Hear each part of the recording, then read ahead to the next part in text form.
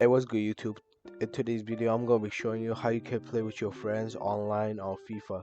Okay, so for all my steps, so the first thing you want to do is go into online friendliness. In online friendliness, you want to select your friend, then invite them. After you have invited them, wait for them to join your lobby.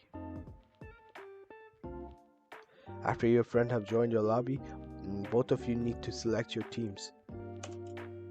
After you guys have selected your teams, select your jersey. After both of you have selected your jersey, play match.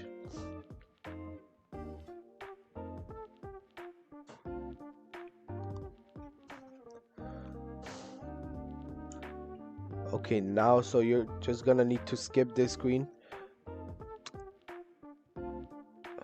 Okay, so that was how you could play with your friend online.